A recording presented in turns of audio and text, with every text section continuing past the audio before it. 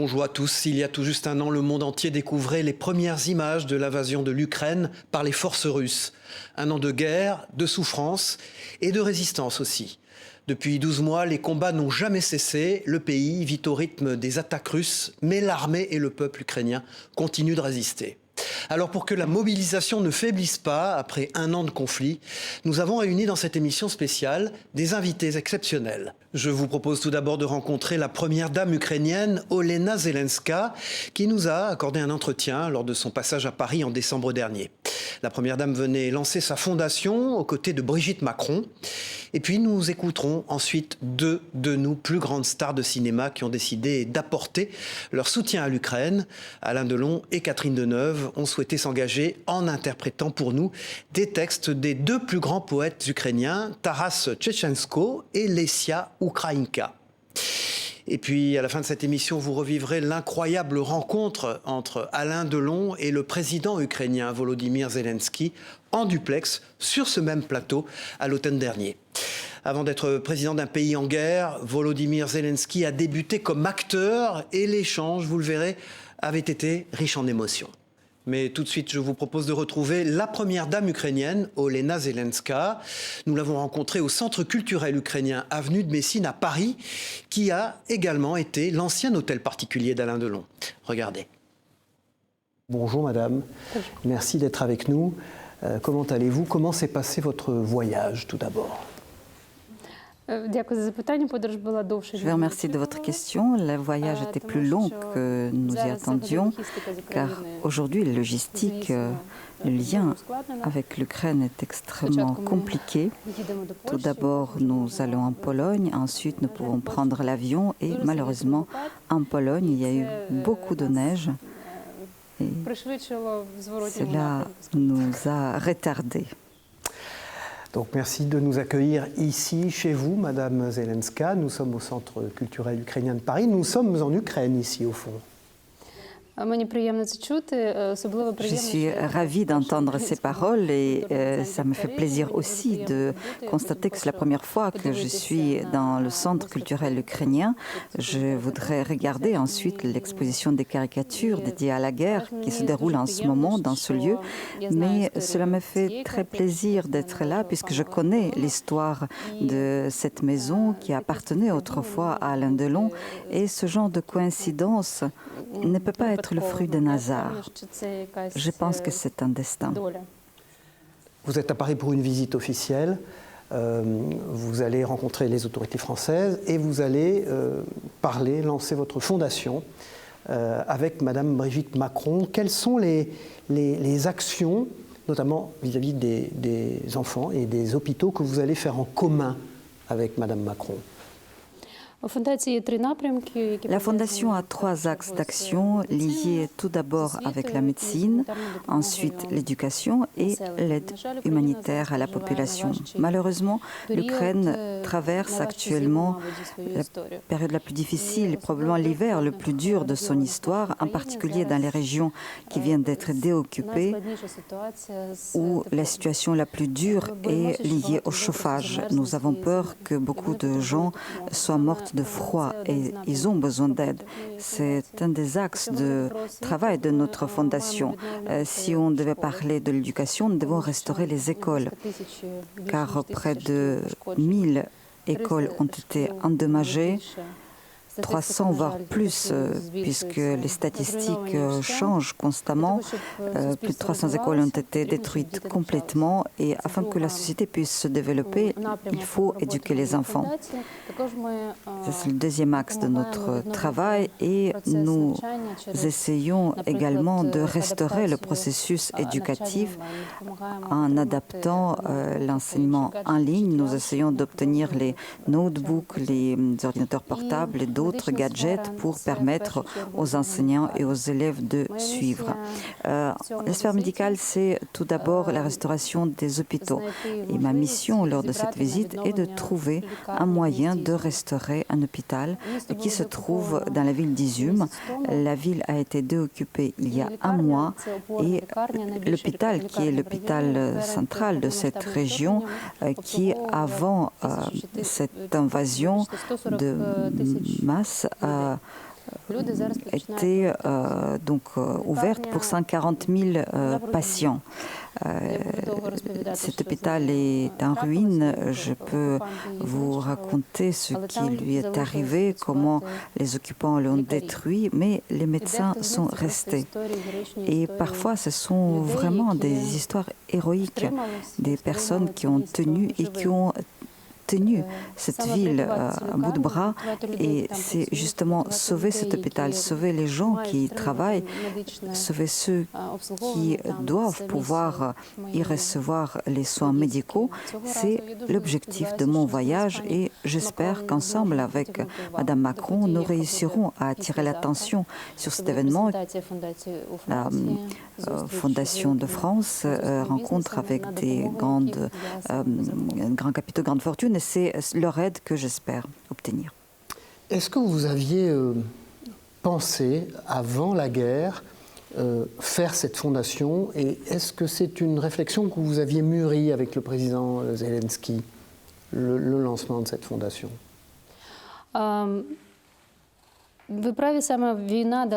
Vous avez tout à fait raison de dire que c'est la guerre qui a donné l'impulsion puissante pour la formation de la création de cette fondation.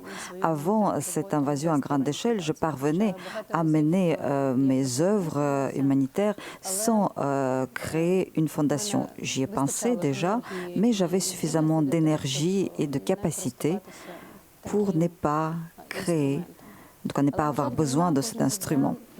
Malheureusement, la guerre, chaque jour, ajoutait de nouvelles épreuves.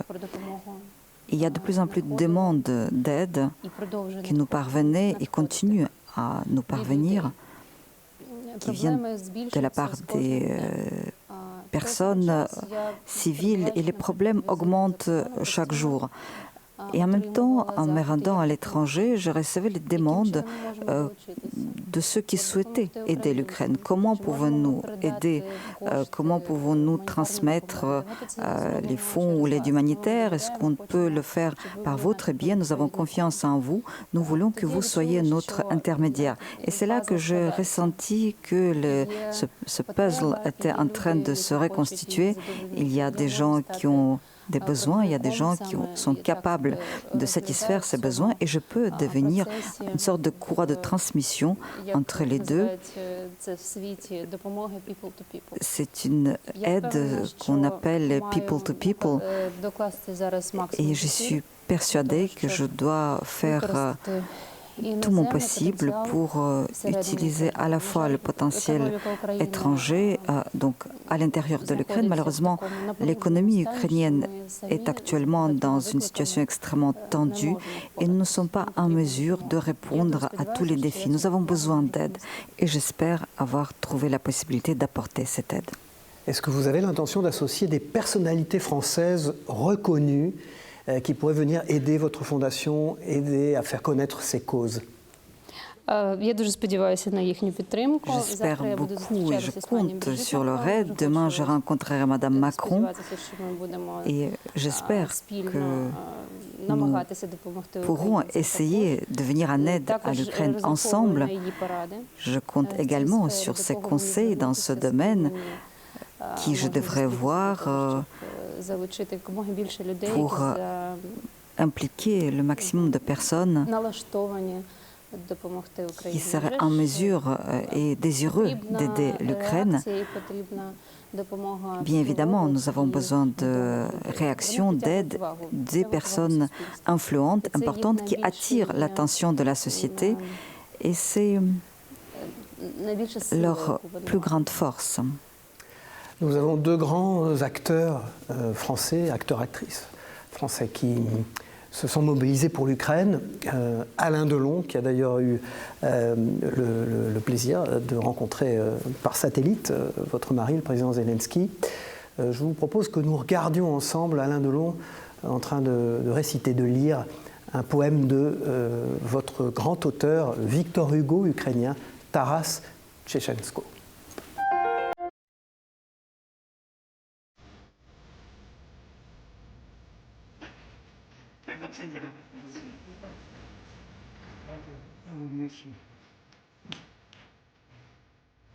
Tout pour l'Ukraine. Quand je serai mort, mettez-moi dans le théâtre qui sert de tombe, au milieu de la plaine immense, dans mon Ukraine bien-aimée, pour que je voie les champs sans fin, le Dniepr et ses rives abruptes, et que j'entende mugir, lorsque le Dniepr emportera vers la mer bleue loin de l'Ukraine, le sang ennemi. Alors j'abandonnerai les collines, j'abandonnerai les champs, jusqu'au ciel je m'envolerai pour prier Dieu, mais si longtemps que cela n'aura pas eu lieu, je ne veux pas connaître Dieu. Vous, enterrez-moi, levez-vous, brisez enfin, brisez vos chaînes, la liberté arrosez-la avec le sang ennemi.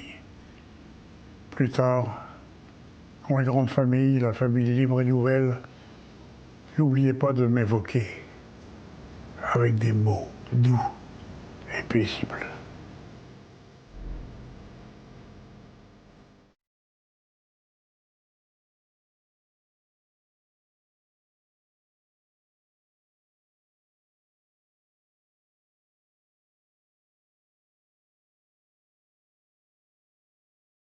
Et le ciel n'est pas lavé, et les flots sont endormis loin, au-dessus de la rive. Tout comme si c'était ivre, sans vent, se courbent les joncs. Dieu, dois-je encore longtemps ir ici dans les steppes, au bord de la mer infâme. L'herbe jaunie et muette et se courbe dans la steppe, comme un être qui vivrait. Mais l'herbe jaunie refuse de dire la vérité. Et personne, en dehors d'elle, que l'on puisse interroger.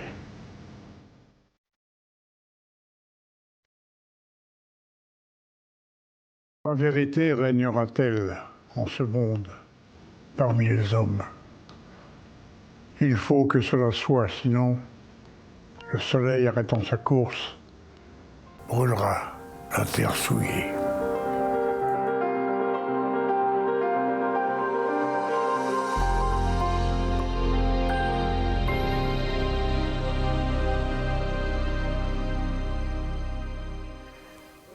Comment vous percevez le fait qu'Alain Delon ait voulu aider l'Ukraine en apportant cette action qu'il a peu l'habitude de faire maintenant, de refaire l'acteur pour une cause? Je commencerai par le fait que le nom que vous avez cité, et en particulier celui d'Alain Delon, ce ne sont pas que des personnalités connues en Ukraine.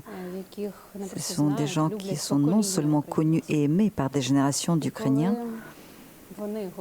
Et lorsque ces gens s'adressent aux Ukrainiens, lorsqu'ils s'expriment avec les paroles du poète ukrainien, comme ce que nous venons de voir avec Alain Delon, ce n'est pas qu'une aide, ce n'est pas qu'un soutien, c'est un appel au monde entier. Ce sont des gens connus. Je pense qu'il n'y a pas de pays dans le monde qui ne les connaissent pas et qui ne les aiment pas. Et lorsque les gens de cette trempe élèvent la voix pour nous aider, pour nous soutenir, le monde entier le voit. Ce qui signifie pour nous que le monde entier nous soutient. Au-delà de toute valeur, et nous le respectons beaucoup. Catherine Deneuve également, que je vous propose que nous regardions aussi, Madame Zelenska, a souhaité, eh bien, elle, réciter un poème, L'Espérance. On écoute Catherine Deneuve.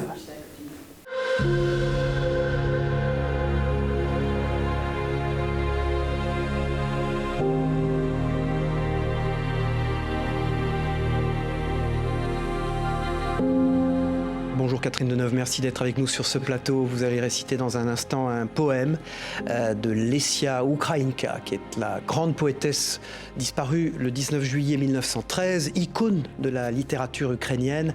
Passionnée de langue, elle est polyglotte, une immense culture. Elle était militante féministe déjà à son époque et très engagée politiquement pour que l'Ukraine fasse partie déjà de la culture européenne. Ce premier poème que vous allez lire, elle l'a écrit à l'âge de 9 ans, en écho à la déportation en Sibérie de sa tante bien-aimée pour participation au mouvement de la libération nationale déjà. Merci Catherine Deneuve et je vous laisse lire ce poème. Je n'ai plus ni bonheur, ni liberté. Une seule espérance m'est restée. Revenir un jour dans ma belle Ukraine. Revoir une fois ma terre lointaine. Contempler encore le Dniepr, si bleu. Y vivre ou mourir, importe bien peu. Revoir une fois les terres pleines et brûler au fond des pensées anciennes.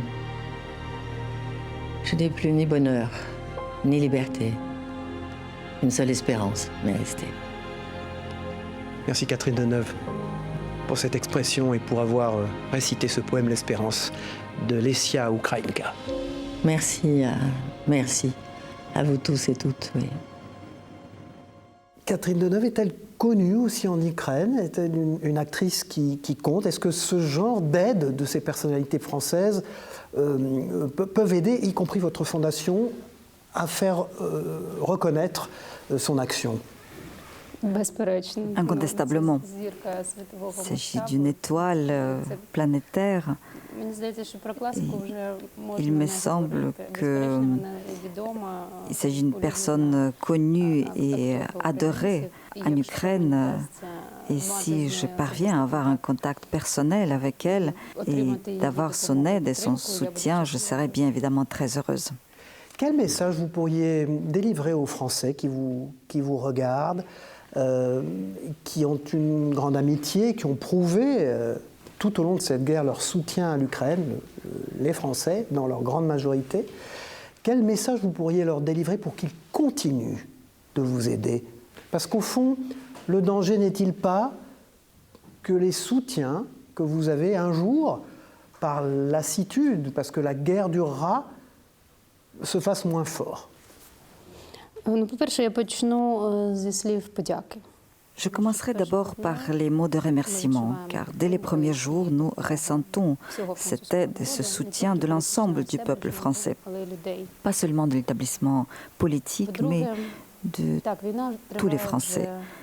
En effet, la guerre dure et nous sommes fatigués, et le monde est fatigué.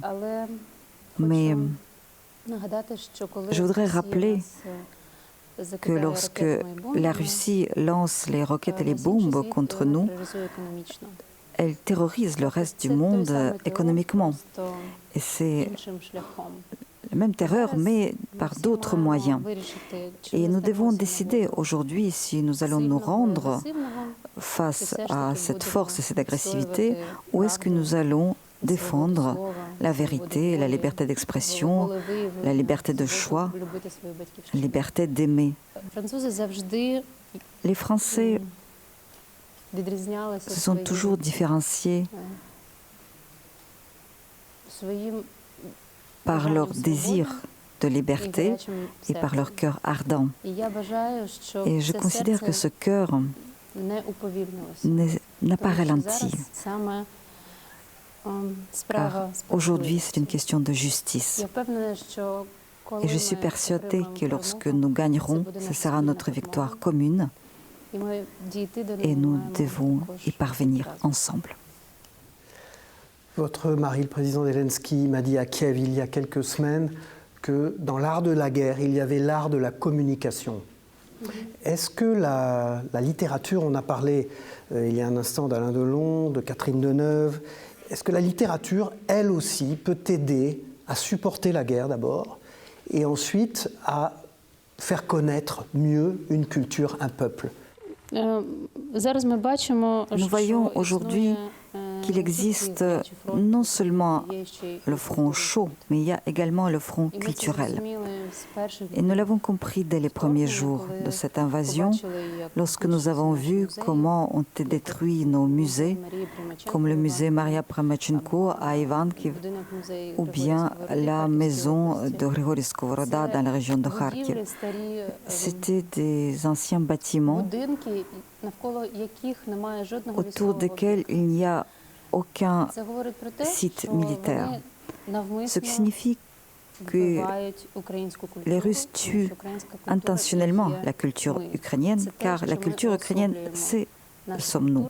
C'est ce que nous représentons, c'est ce que nous incarnons, notre philosophie, notre littérature. On détruit les bibliothèques. Et nous devons aujourd'hui sauver non seulement les tableaux, les sculptures, mais aussi les livres. Malheureusement, nous avons vu comment on détruit la littérature ukrainienne dans les villes occupées. Lorsqu'il y a des bûchers, ce que nous avons lu dans les anti-utopies existe aujourd'hui réellement. C'est absolument horrible. Défendre notre culture, cela veut dire défendre une partie de la culture du monde. Donc nous devons non seulement nous défendre, cacher nos biens culturels, mais aussi les diffuser, diffuser notre culture, notre littérature à travers le monde pour que nous soyons plus connus, plus entendus, pour qu'on pense davantage à nous. J'ai plusieurs projets littéraires qui visent notamment à diffuser la littérature ukrainienne à travers le monde, à remplir les bibliothèques à travers le monde avec nos livres et aussi en traduction dans les langues locales, mais aussi en langue ukrainienne. Et demain, nous allons transmettre une partie de ces livres à la Bibliothèque nationale. Nous sommes fiers de savoir qu'il y aura davantage de livres ukrainiens dans cette institution. Malheureusement, cette guerre n'a pas de domaine où elle ne nous aurait pas fait mal. En tuant nos artistes, comme tout récemment, il s'est avéré que dans la région de Kharkiv, dans la ville d'Izium, on a tué un écrivain pour enfants, Volodymyr Vakulenko, qui avait été enlevé encore au mois de mars, et ce n'est que maintenant, lors de l'exhumation des fosses communes, qu'on a trouvé son corps. Pendant l'occupation, les Russes ont tué un chef d'orchestre ukrainien à Kherson, Yuri Kirpatenko.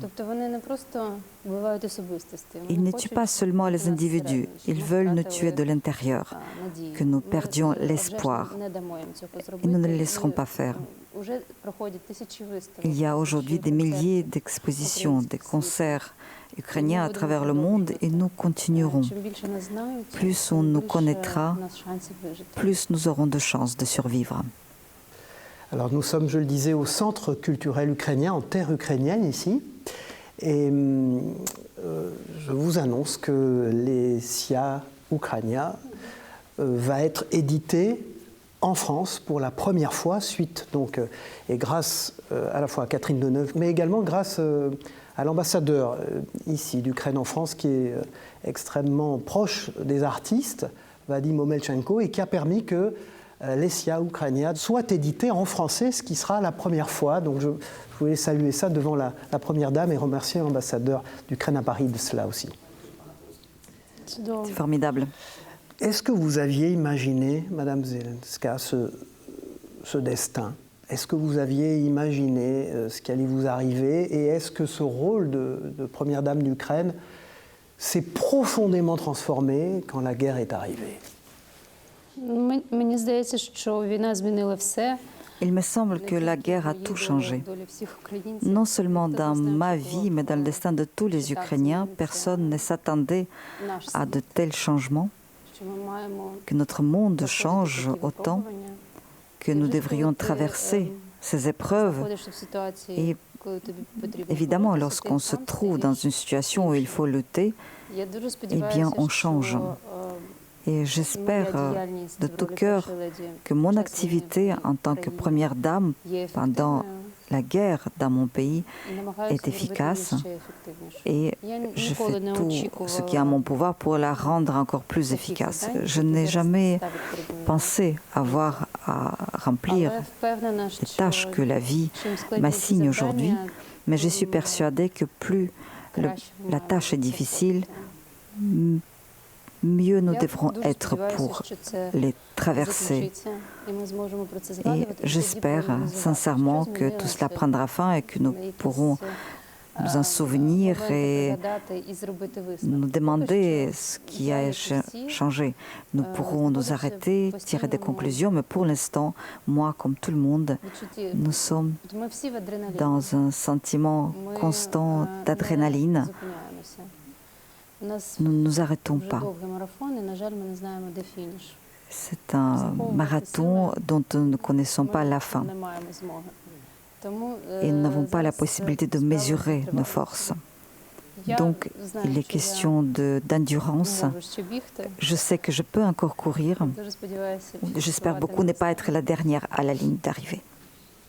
Est-ce que vous avez vu le président Zelensky, votre mari, changer, devenir un autre homme à la tête de l'Ukraine depuis que cette guerre est arrivée?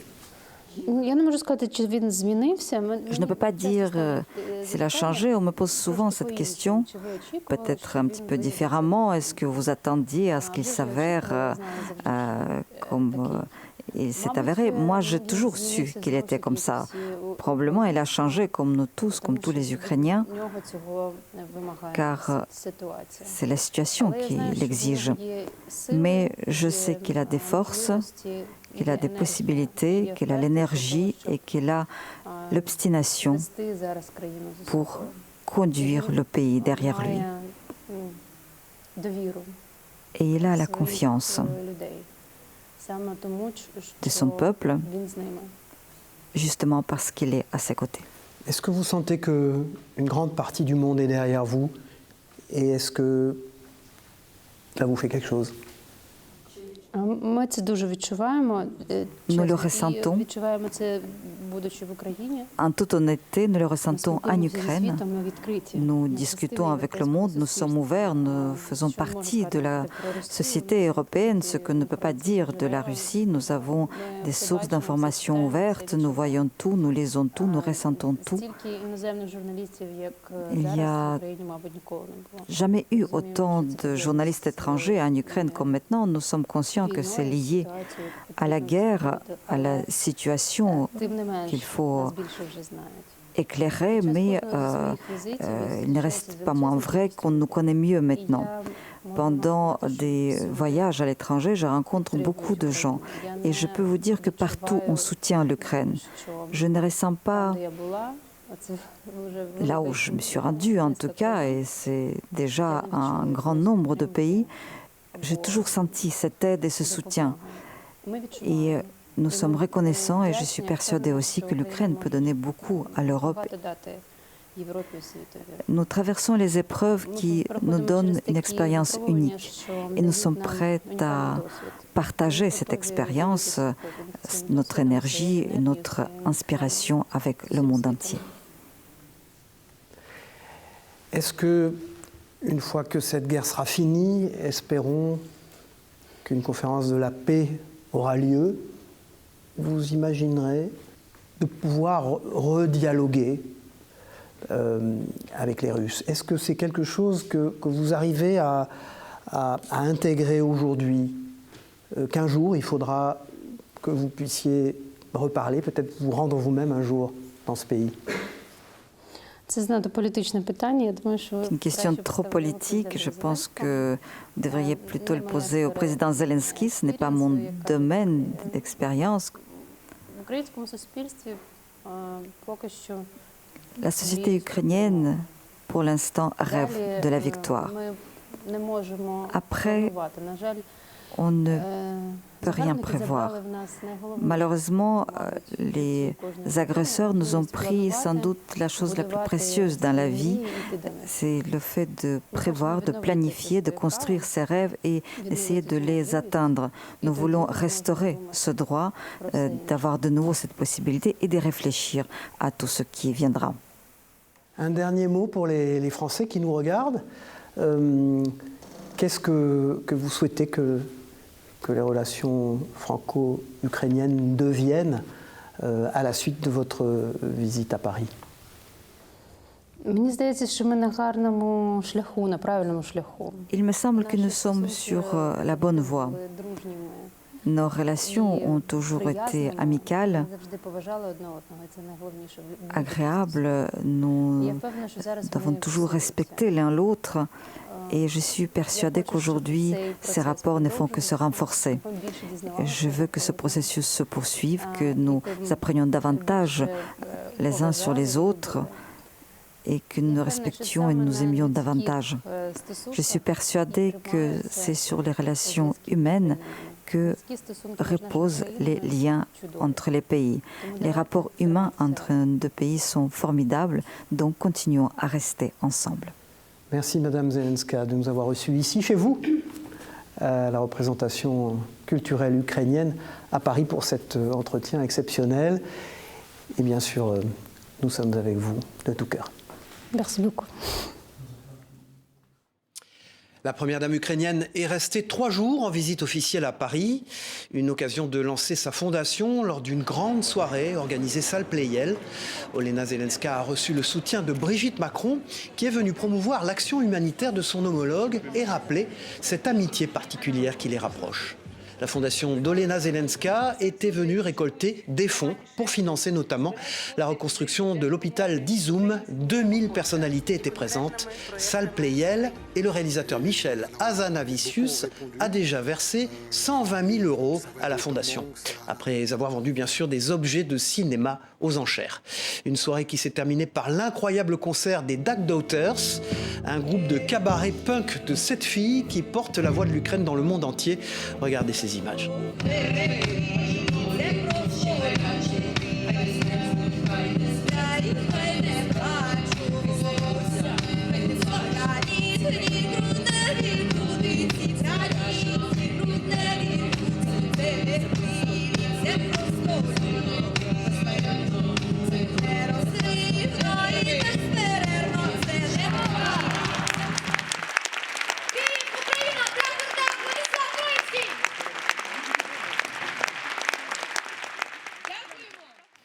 Vous l'avez vu, Alain Delon et Catherine Deneuve ont souhaité s'engager aux côtés de l'Ukraine.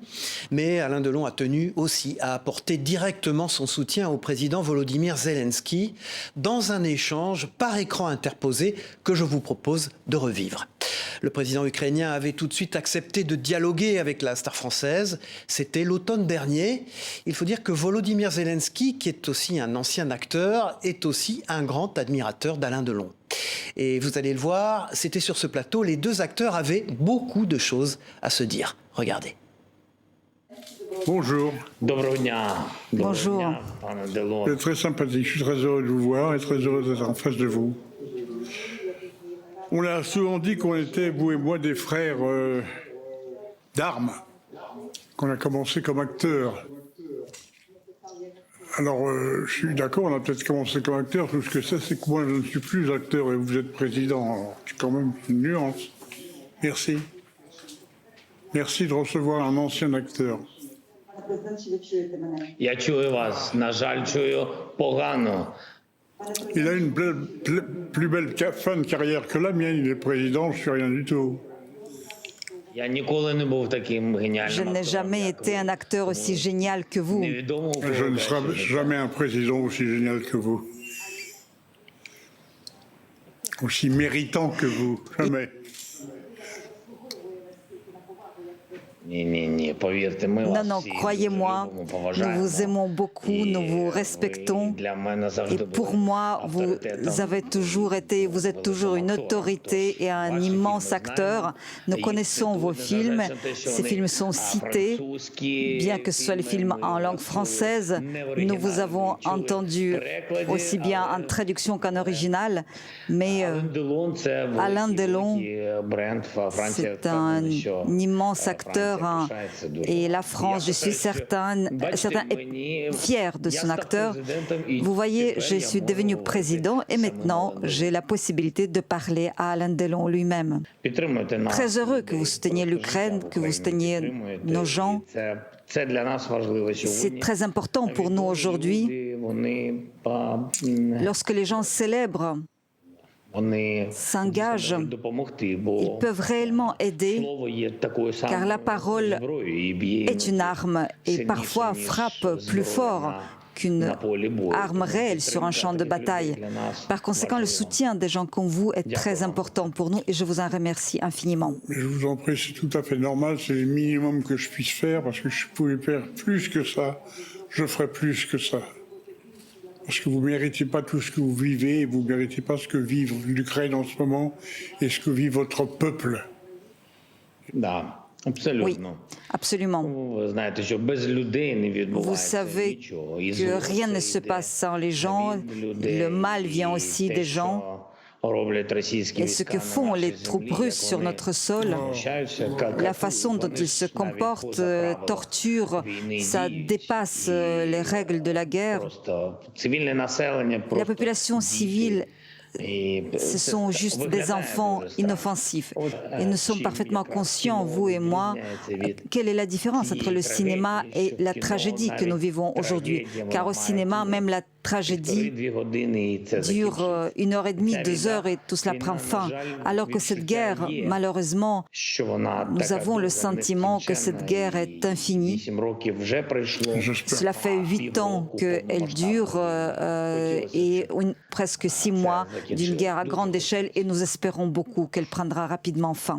Je l'espère avec vous et je l'espère pour vous, parce que c'est tout ce que vous méritez de mieux au monde, c'est que la guerre s'arrête. Parce que vous n'avez rien fait pour la provoquer, rien fait pour l'avoir. Люди, які вбивають, вони Je pense que les gens qui знаходять для tuent себе, trouvent причини і sans doute une знаходять для raison себе виправдання. et trouvent une justification à leurs actes. Просто Ils ne le font так. pas Вони для comme себе ça, gratuitement. обов'язково знаходять Ils trouvent ціль. sans doute І до неї un йдуть objectif таким et шляхом, cherchent à le який poursuivre. Ah bon, on сьогодні в aimerait Україні. connaître l'objectif.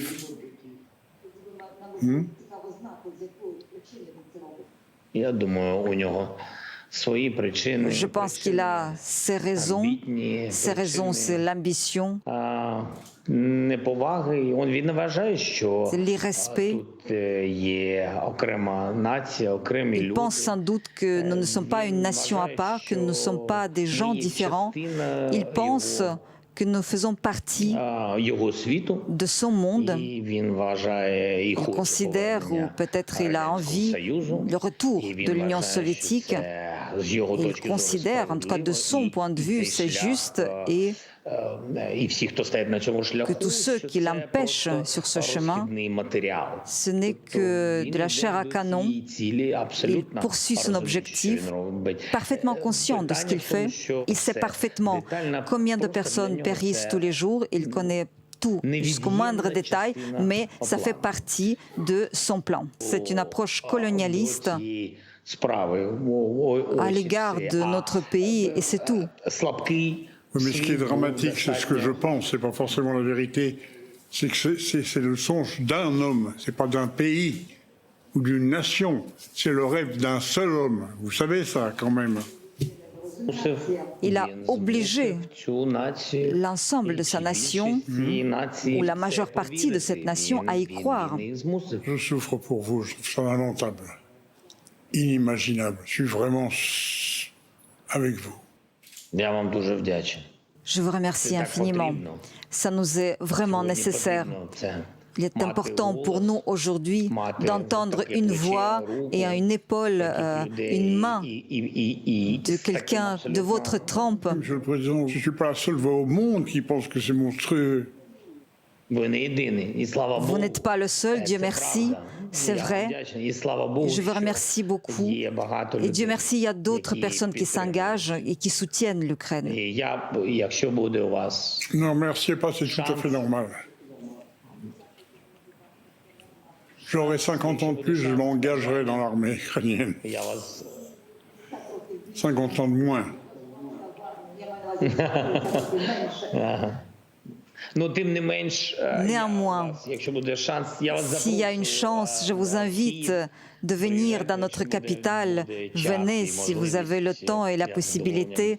Je serai absolument ravie de vous recevoir et les gens seront ravis de vous voir. Moi, je vous remercie, je viendrai, rassurez-vous. Quand j'aurai moins de cannes et que je marcherai normalement, je viendrai. C'est dans pas longtemps. Parce que vraiment, ça mérite le déplacement, croyez-moi. Et j'ai pas peur de ça. Я знаю, Merci. що ви не боїтесь. Je sais que vous n'avez Я pas вам peur. дуже вдячний. Je vous remercie beaucoup. Будемо чекати. Alors, nous allons vous attendre. Merci. Voilà, avant de se quitter, nous allons retrouver Alain Delon qui a décidé de remettre le costume d'acteur pour 2 nouvelles lectures en hommage à l'Ukraine. Nous allons retrouver la star à l'hôtel Cheval Blanc à la Samaritaine de Paris pour nous lire 2 textes autour de la liberté, l'un de Tom Benoît, l'autre de Paul Éluard. Regardez.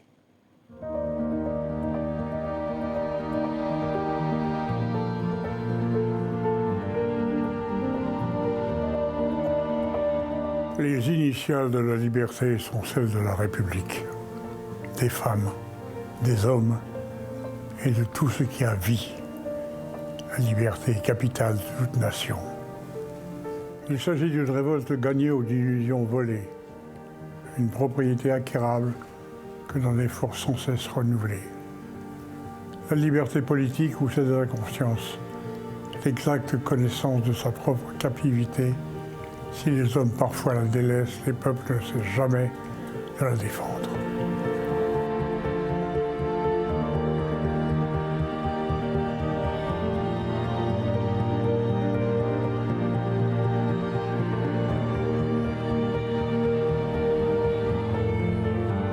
Sur mes cahiers d'écolier, sur mon pupitre et les arbres, sur le sable, sur la neige, j'écris ton nom. Sur toutes les pages lues, sur toutes les pages blanches, pierre sans papier ou cendre, j'écris ton nom. Sur les images dorées, sur les armes des guerriers, sur la couronne des rois, j'écris ton nom. Sur la jungle et le désert, sur les nids, sur les genêts, sur l'écho de mon enfance, j'écris ton nom. Sur la santé revenue, sur le risque disparu, sur l'espoir sans souvenir, j'écris ton nom. Et par le pouvoir d'un mot, je recommence ma vie. Je suis né pour te connaître, pour te nommer. Liberté.